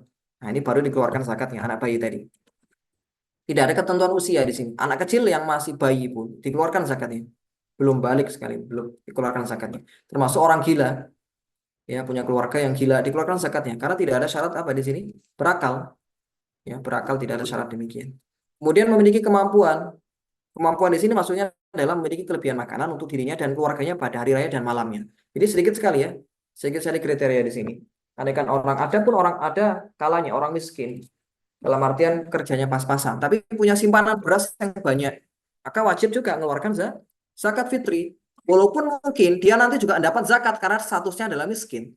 Satunya miskin. Bisa jadi dalam zakat fitri ini ada orang itu mengeluarkan zakat, tapi dia juga menerima zakat. Kenapa? Karena kriteria kemampuan di sini itu sedikit sekali. Beda dengan kriteria mampu dalam zakat mal, yang mana kriterianya itu puluhan juta ya, puluhan juta atau ratusan kilo bahkan. Kalau di sini cukup punya makanan yang lebih dalam 1 malam. Berapa sih? 1 liter atau 1 kilo, 1 kilo itu udah untuk 10 hari ya mungkin ya, atau lebih ya. Kalau cuma satu keluarga kecil misalnya. Ya. Taib. Kemudian zakat fitri ini kadarnya berapa? Kadarnya 1 sok. 1 sok ini tadi sudah kita jelaskan ya. 1 sok itu 4 mud. 1 mud itu 0,675. Berarti kalau 4 mud 2,57 kilogram. Ini hitungan Basnas. Boleh, apakah boleh dilebihkan? Jawabannya boleh. Apakah boleh dikurangi? Boleh kalau mengikuti pendapat lain. Ada yang mengatakan, sebagian ulama mengatakan 2,5, ada yang bahkan 2,2. Tapi lebih aman ditambahin. Lebih aman tuh 3 lah ya, 3. Kelebihnya itu nanti untuk sodako jatuhnya. Kalau ada kelebihan. Kemudian jenisnya adalah dari makanan pokok suatu negeri. Nah, ini sama dengan tadi, zakat fitri pun dikeluarkan dalam bentuk makanan pokok. Dalam bentuk makanan pokok yang tersebar di negerinya. Kalau ada 2 makanan pokok dalam suatu negeri, misalkan di Indonesia ya, ada yang makan beras, ada yang makan jagung. Ya, di beberapa kampung itu ada yang makan jagung, ada yang makan beras. Maka dilihat mana yang dominan. Mana yang dominan. Kalau dominan jagung, maaf, dominan beras 70% dalam kehidupannya selama 1 tahun itu makan beras, maka dikeluarkan dalam bentuk beras, bukan jagung. Tapi kalau 50-50, ya dia boleh milih 50-50. Atau sagu misalkan, yang wajib adalah yang menjadi makanan pokok adalah sagu, maka yang dikeluarkan adalah sagu, bukan beras. Sehingga nggak boleh kita mengeluarkan zakat dalam bentuk kurma misalkan. Kurma itu bukan makanan pokok di negeri kita. Bukan makanan pokok di negeri kita. Ini pendapat Syafi'iyah. Itu pendapat yang mungkin lebih bermanfaat. Karena apa, nggak ada orang yang menjadikan kurma sebagai makanan pokok ya. Kecuali kalau di Indonesia kurma jadi camilan ya. Orang makan kurma itu belum disebut makan ya. Walaupun dia sudah makan kurma 1 kilo. Belum disebut makan. Sampai dia, ya mungkin kalau di Arab ya itu sudah dikatakan makan. Baik, kemudian makanan pokok suatu negeri. Bila dalam suatu daerah sudah kita jelaskan. Nah, berarti mengeluarkan zakat dalam bentuk uang itu tidak sah menurut pendapat mayoritas ulama. Jumhur, salaf ataupun khalaf. Ya, jumhur salaf ataupun khalaf itu tidak mengeluarkan zakat dalam bentuk uang, termasuk di kalangan sahabat. Tidak ada yang mengeluarkan zakat dalam bentuk uang. Meskipun ada sebagian salaf ya dinukil dari beberapa salaf itu mengeluarkan zakat dalam bentuk uang. Tapi yang lebih aman ya, tidak mengeluarkan zakat dalam bentuk uang. Tapi boleh kita mengeluarkan zakat beras, ditambah uang 50.000 misalkan. Kan kadang ada orang yang mungkin punya beras banyak, tapi nggak ada uang untuk memasak atau nggak ada uang untuk beli lauk, ya kan? Maka ya kita tambahilah kalau kita punya kelebihan uang.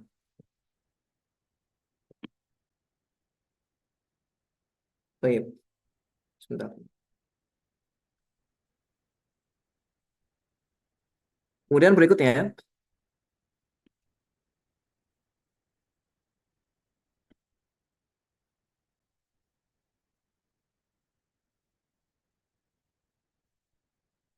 Baik, sebentar.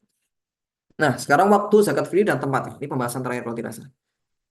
Waktu boleh, sunnah, makruh, haram. Nah, ini waktu zakat fitri ya. Boleh kapan? Sejak awal Ramadan. Sejak awal Ramadan tuh kita boleh ngeluarin zakat fitri. Tapi yang lebih utama itu adalah setelah sholat subuh hingga sholat id. Setelah sholat subuh hingga sholat id. Ketika kita berangkat sholat subuh, kita mampir tuh ke tempat orang yang kita yakini sebagai orang yang wajib untuk dizakati. Atau orang miskin, orang yang fakir. Kita berikan kepada dia. Nggak wajib mengatakan ini zakat. Boleh kita sampaikan saja. Sampaikan saja. Kita berikan ini ada rezeki buat apa? Buat ibu, buat bapak, buat jenengan. Silakan dipakai misalkan. Tidak apa-apa seperti itu. Tidak wajib mengatakan ini zakatku, tidak wajib. Nah, ini yang disunahkan waktu fadilah. Nah, sekarang yang dimakruhkan. Makruh mengeluarkan zakat setelah sholat id. Tapi sah zakatnya. Tapi hukumnya makruh. Ini pendapat mayoritas atau jumhur. Ya, hingga maghrib. Hingga maghrib. Namun yang lebih aman tidak dikeluarkan setelah sholat id. Tapi karena ada para ulama yang sebagian ulama mengatakan tidak sah. Sebagian ulama mengatakan tidak sah setelah sholat id. Tapi mayoritas mengatakan sah. Tapi makruh. Makruh dan dia tetap dapat pahala sodakoh, sodakoh fitr. Untuk zakat fitr. Kemudian haram. Haram kalau mengakhirkan setelah maghrib. Setelah maghrib di hari id. Jatuhnya kodok. Jatuhnya kodok dan dia berdosa. Mengakhirkan sampai itu. Kecuali kalau ada udzur. Ada udzur. Nah, ini menjadi uh, kriteria penting bagi siapa? Bagi para amil zakat. Sebentar.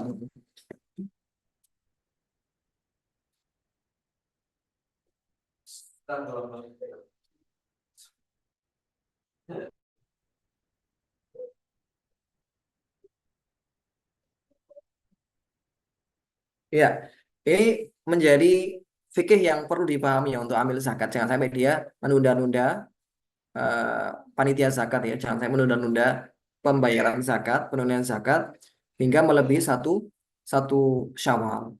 Maka nanti jatuhnya apa? Jatuhnya kodok ya, jatuhnya kodok. Tetap sah, tapi jatuhnya kodok. Jatuhnya kodok. Baik. Kemudian dari segi tempat sekarang. Tempatnya itu adalah di mana seorang mendapati akhir Ramadan dan hari ini. Tidak boleh dipindah ke tempat lain. Itu pendapat mayoritas, tidak boleh dipindah. Jadi kalau dia mendapati akhir Ramadan dan akhir Id, dan hari Id itu di kampung, maka tidak boleh mengeluarkan zakat di Jakarta. Misalkan dia orang kampung nih ya, orang kampung. Dia mendapati sholat Id itu di Jakarta. Baru pulang itu 2 Syawal. Baru pulang 2 Syawal karena faktor kemacetan dan semisalnya. Maka pendapat jumhur dalam hal ini, dia mengeluarkan zakat di mana ya? Di Jakarta. Ketika dia menjumpai sholat Id ya di tanah perantauan.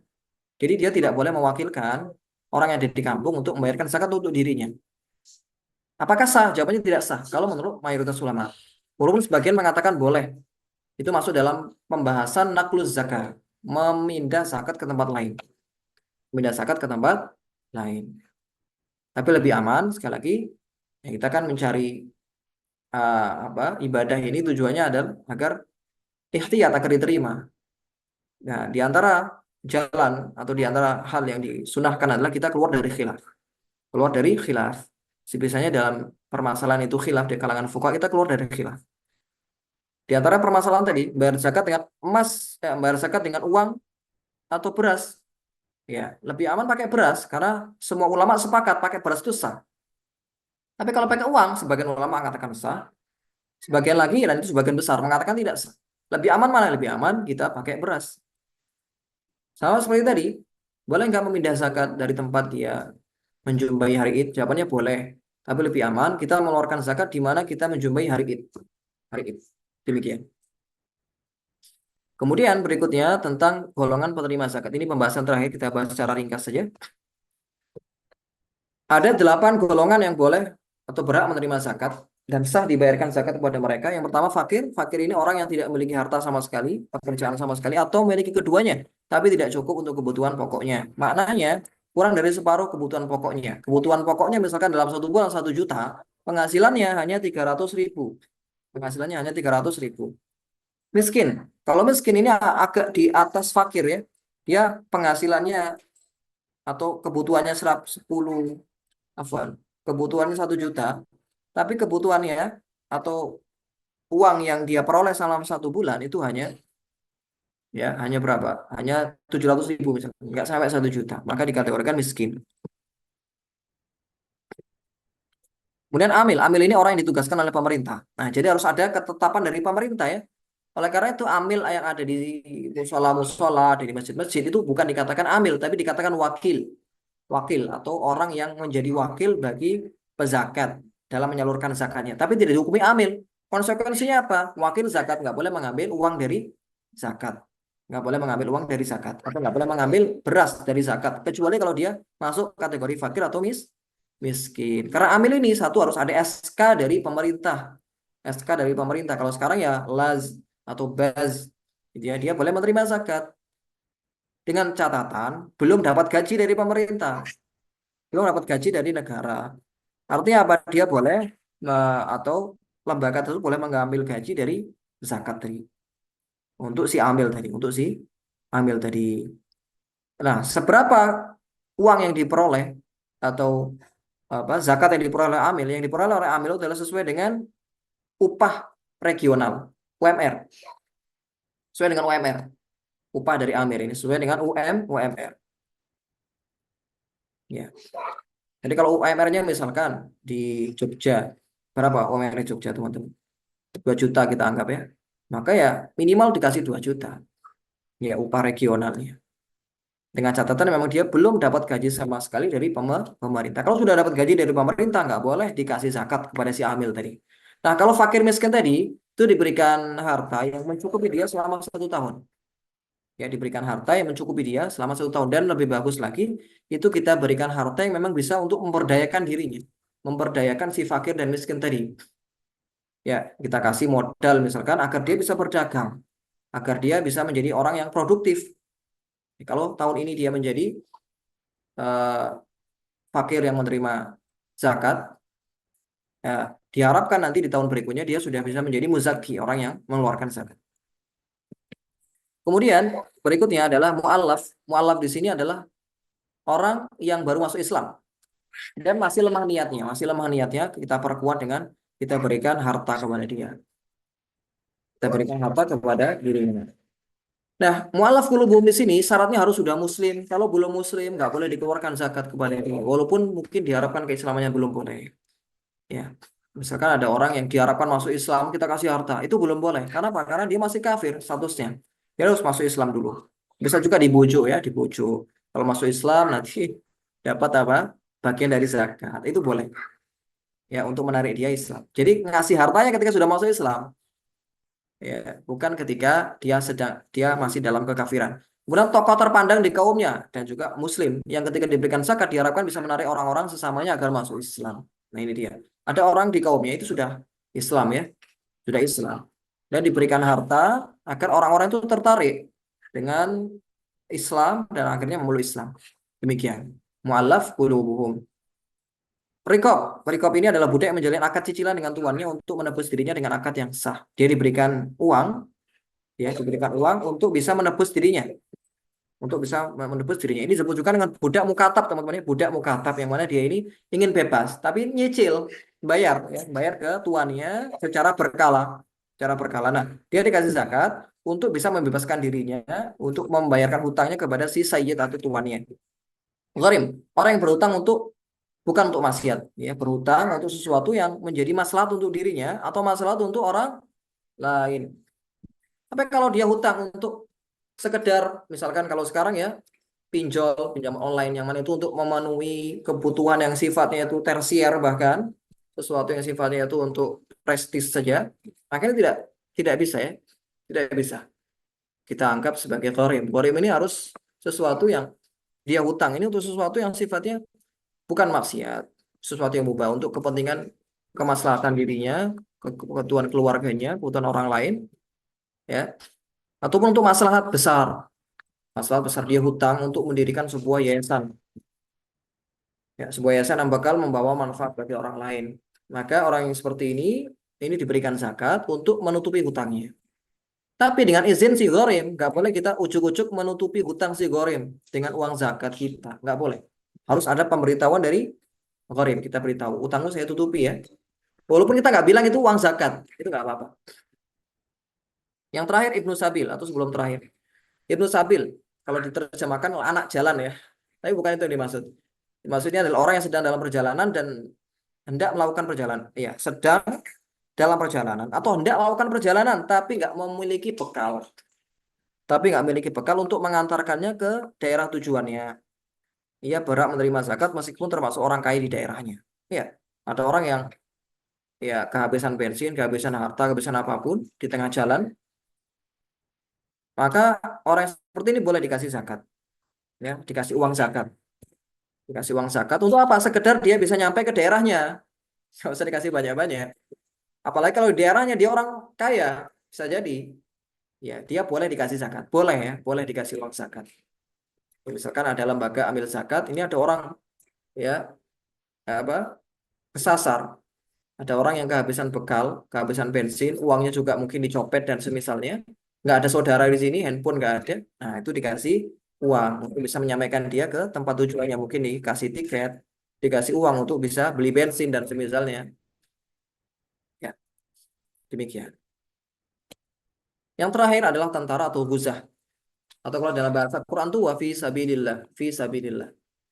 Apa yang dimaksud dengan fi sabilillah? Orang yang mempersiapkan diri untuk berperang dan tidak menerima gaji dari pemerintahan dari pemerintah dalam buku negara, dalam kas negara. Ia berhak menerima zakat walaupun orang kaya. Ya, ada orang tentara yang sukarela. Ini kalau zaman dulu ya sukarela berperang di jalan Allah atau untuk menjaga kedaulatan sebuah negeri Muslim. Ya, dan dia tidak digaji oleh negara, tidak digaji oleh negara. Maka seperti ini dia mendapatkan zakat sesuai dengan upah regional juga sesuai dengan upah yang umumnya di masyarakat. Walaupun mungkin ya orang ini orang kaya, tentara ini orang kaya. Ya, atau dia diberikan zakat sekedar dia bisa memenuhi kebutuhan dalam peperangannya untuk beli senjata, untuk beli peralatan perang dan semisalnya, gitu ya.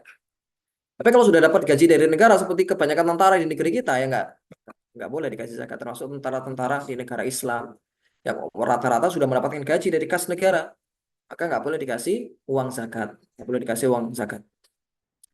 Dan umumnya sekarang ini nggak ada ya tentara yang suka rela itu ya. Umumnya sekarang itu orang pengen jadi tentara karena gajinya besar. Iya nggak?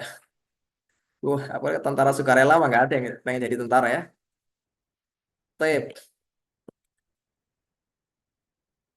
Nah, ini yang menjadi permasalahan penting adalah guru agama atau dai, dai di pedalaman, yang mana mereka memperjuangkan Islam, ya, eh, menegakkan Islam di pedalaman, apalagi di sana ada kristenisasi dan misalnya, yang mana medan dakwahnya itu lebih keras daripada medan dakwah orang-orang di perkotaan. Apakah boleh membayarkan zakat kepada dia, ya, dengan hujah bahwa orang ini adalah mujahid fisabilillah? Karena walaupun tidak berjihad dengan berperang, tapi dia berjihad dengan menegakkan kalimatullah, menegakkan Islam dengan apa? Dengan dakwahnya. Nah, di sini ada dua pendapat, ada dua pendapat. Pendapat jumhur itu mayoritas ulama mengatakan tidak termasuk, tidak termasuk. Jadi guru agama, para kiai, termasuk dai-dai, terlebih kalau dai-dai di pedalaman itu nggak masuk dalam kategori fisabilillah, tapi diberikan zakat kalau dia itu orang miskin. Ya, berikan zakat kalau itu orang miskin atau orang yang fakir atau orang yang memiliki hutang yang banyak untuk keluarganya, maka dia diberikan zakat untuk memenuhi hutangnya, untuk memenuhi kebutuhan anak dan istrinya. Ini pendapat pertama, berarti nggak masuk dalam kategori fisabilillah. Pendapat kedua, ini yang banyak dikuatkan oleh ulama kontemporer, banyak ulama kontemporer, ya, ini masuk masuk dalam kategori fisabilillah. Karena fisabilillah ini sifatnya mutlak kata mereka, ya bisa masuk dalam jihad fisabilillah dengan silah, bisa juga dengan apa? Dengan hujjah, dengan silah, dengan sinnah, asinnah, bisa juga dengan hujjah, bisa dengan pedang atau dengan hujjah-hujjah.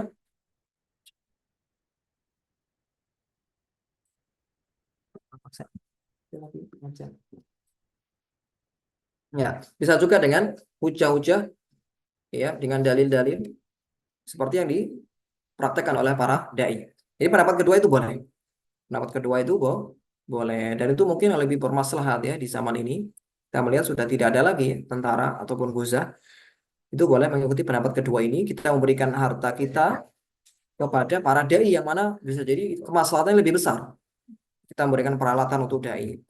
Ya, kita berikan peralatan untuk dai berupa kitab-kitab atau mungkin ya kita kasih uang untuk dia untuk dibelikan peralatan yang dia butuhkan dalam berdakwah untuk ya media-media dakwahnya dan semisalnya. Nah, ini boleh. Alhamdulillah, kita sudah selesai dari sesi yang ketiga ini.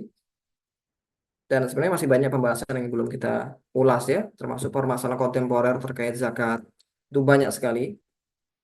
Tapi karena waktu hanya 1,5 jam, maka kita cukupkan sampai di sini. Wallahu taala a'lam bishawab. Kita coba lihat pertanyaan dari teman-teman.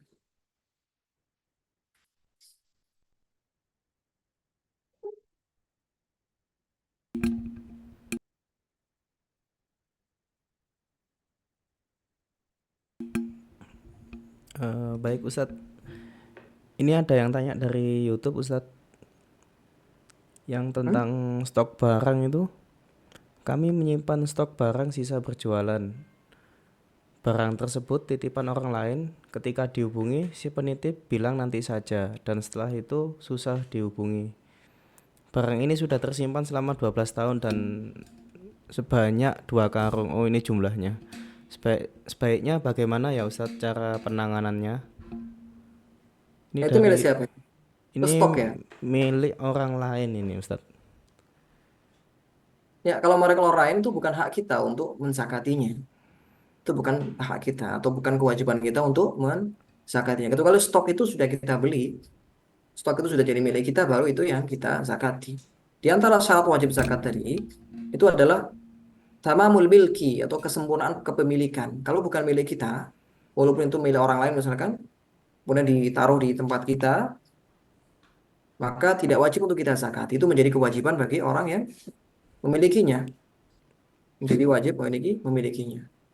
Kemudian ketika kita membelinya, misalnya, kita beli aja wis, ya itu belum wajib untuk kita zakati. Ketika kita memiliki, itu kan baru kita memiliki ketika itu juga.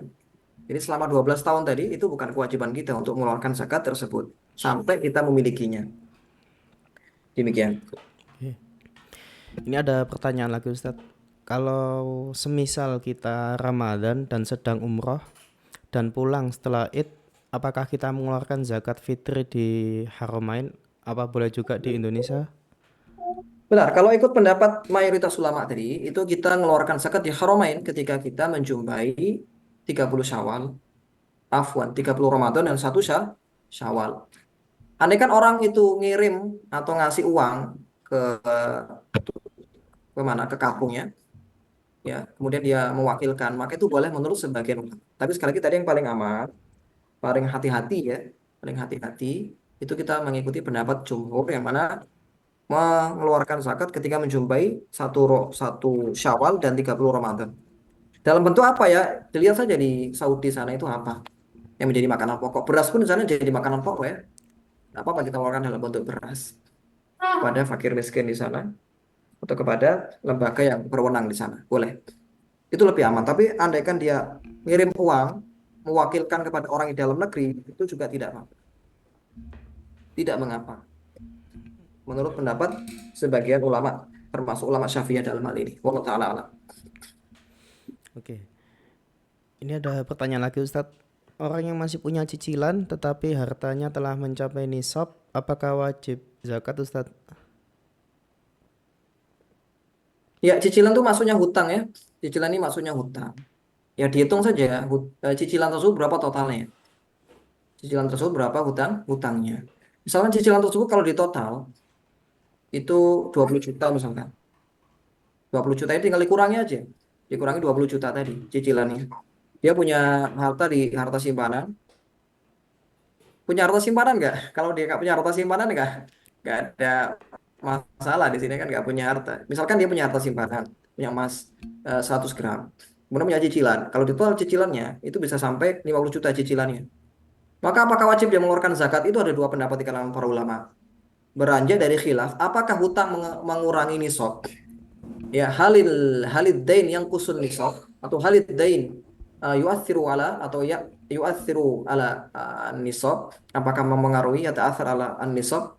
Itu ada dua pendapat di kalangan para fuqaha. Sebagian mengatakan tidak berpengaruh ke nisab. Artinya ya nggak usah dihitung tuh cicilannya, hutangnya nggak usah dihitung. Sebagian mengatakan dihitung, sebagian mengatakan dihitung. Ya, tapi lebih aman ini kita hitung cicilannya, kita hitung. Ya, berarti dikurangi saja cicilannya berapa. Itu kan maksudnya hutang ya, maksudnya hutang. Tadi pendapat Syafi'iyah, sih, pendapat Syafi'iyah, hutang ini ya itu diminuskan, diminuskan. Hutang itu mengurangi nih nisab. Hutang mengurangi nisab. Di total cicilannya berapa? Allah Ta'ala. Baik Ustadz, insya Allah sudah tidak ada Ini ada pertanyaan. satu lagi, Oh, anak tiri ya. Ayah tiri punya kewajiban membayar hmm. zakat untuk anak sambung. Ya, anak tiri itu tidak wajib dinafkahi. Anak tiri itu tidak wajib dinafkahi pertama. Apakah si orang tua, misalkan saya punya punya apa? Punya anak kecil. Ya, anak kecil ini anak tiri saya. Maka apakah saya wajib mengeluarkan zakat untuk anak ini? Jawabannya tidak. Saya nggak wajib mengeluarkan zakat untuk siapa? Untuk anak tiri ini. Kalau saya mau mengeluarkan zakat bagaimana? Apakah boleh? Boleh, tapi atas izin dari orang tua asli. Oh, sudah meninggal ya? Ya, berarti bisa kita keluarkan zakat untuk dirinya. Ya, karena mengeluarkan zakat itu adalah untuk orang yang wajib dinafkahi. Kalau saya sebagai kepala keluarga, siapakah yang wajib saya zakati? Yang wajib saya zakati adalah diri saya sendiri. Kemudian orang yang wajib saya nafkahi, istri saya, anak saya, atau ibu atau ayah saya yang miskin. Itu wajib saya keluarkan zakatnya. Tapi kalau anak tiri ini tidak ada status nasab sama sekali. Sepersusuan juga tidak ada. Maka anak tiri ini sebenarnya nggak wajib saya zakati. Andai kan nggak saya bayarkan zakatnya, saya nggak dosa. Kenapa? Karena kewajiban itu adalah untuk orang tuanya, atau untuk walinya. Untuk walinya. Orang tuanya nggak ada misalkan, ya ibunya, kita izin ke ibunya. Ya, atau izin kepada kakek ataupun saudara-saudaranya. Ya, kita kabarkan aja. Kita sampaikan dari awal. Anak ini selama saya tanggung, itu zakatnya saya bayarkan ya. Kita sampaikan seperti itu. Sampaikan seperti itu. Ada persetujuan. Kalau ta'ala alam bisawab. Ya ini ada pertanyaan Sudah lagi Ustaz ya? Ustadz. Ya, gimana? Ada pertanyaan terakhir mungkin ini Ustadz. Ini, Hmm? saya menerima transfer dari orang yang tidak dikenal dengan jumlah 16.000. Apakah ini disebut luqotah Ustadz? Dan jika saya sudah berusaha mencari pemiliknya tetapi tidak menemukan pemiliknya, apakah yang sebaiknya saya lakukan? Jazakallah khair. Iya, mendapatkan transferan gitu ya tiba-tiba ya. Taib. Iya, ini kita umumkan siapa yang mentransfer, tahu takutnya salah transfer dan semisalnya. Kita umumkan. Kalau belum ada yang terima juga, kita boleh memilikinya. Kita boleh memakainya. Kalau sudah diumumkan 1 tahun. Kalau ada orang yang tiba-tiba apa? Tiba-tiba kembali untuk menagihnya ya kita kembalikan uang tersebut. Tapi kalau tidak ada itu sudah menjadi hak kita. Kalau sudah kita umumkan selama 1 tahun, jadi dibiarkan selama 1 tahun. Boleh juga kalau tidak gini kita manfaatkan, bisa juga kita sedekahkan atas nama si orang. Kita umumkan, kita katakan saja ini saya sedekahkan untuk orang yang mengirim uang ini. Walaupun kita nggak tahu siapa orangnya, ya. Walaupun kita nggak tahu. Wallahu taala alam bisawab. Cukup ya mungkin Ustaz Bagas. Ya, insya Allah sudah tidak ada yang tanya lagi Ustadz. Eh, Barakallahu fiq, jazakallahu khairan Ustadz atas Waalaikumsalam. ilmu yang disampaikan untuk daurah pagi ini. Insya Allah kita tutup majelis online ini dengan kafaratul majelis. Subhanakallahumma wa bihamdika asyhadu an la ilaha illa anta astaghfiruka wa atubu ilaik. Terima kasih Ustadz. Assalamualaikum warahmatullahi wabarakatuh. Assalamualaikum warahmatullahi wabarakatuh.